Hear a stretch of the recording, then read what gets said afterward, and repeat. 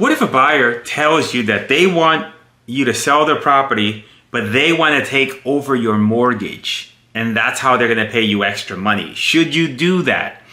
Well, the answer, in my opinion, is you got to be really careful with that.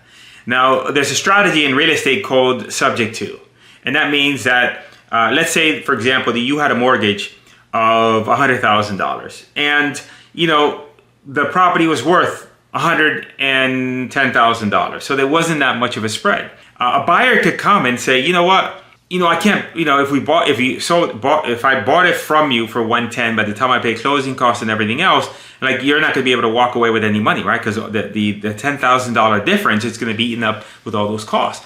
So the buyer may say to you, well, what if I give you the 10K and then I'll just take over your mortgage and I'll make the payments? But then you're thinking, how's that work?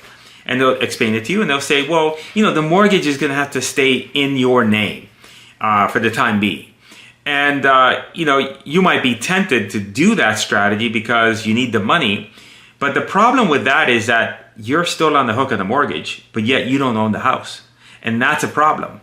And that's a big problem, because that end buyer that, say they give you 10K and then now they're going to have you sign a deed over to them.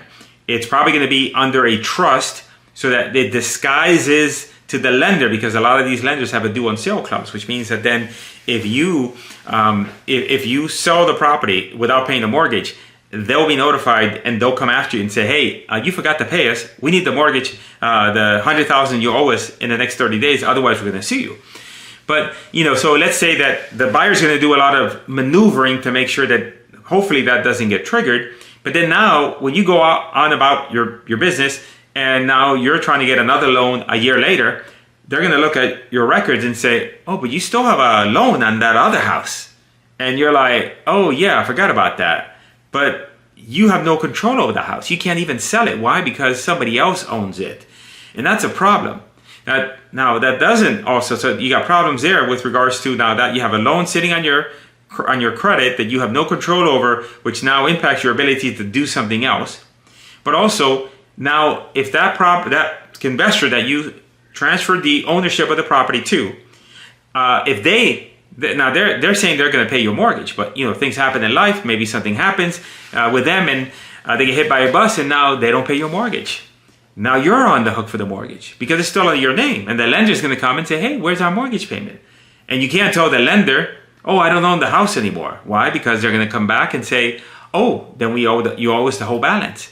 But now, let's say that you decide, oh, I don't want my credit to go bad, let me pay the mortgage. Well, there's a problem. You're paying a mortgage in a house that technically you don't own, which means you can't even sell the house in order for you to be able to satisfy the mortgage. So it's a fairly complicated thing that can get you in a lot of trouble. So I would just suggest that you avoid this strategy altogether. The ideal scenario would be to sell your property to either through a real estate agent or to a cash buyer like myself, where you're going to, at the end of the day, you're going to go to a title company and they're going to draw up a proper settlement statement and they're going to go ahead and pay off your mortgage and do everything required in order to make that work correctly.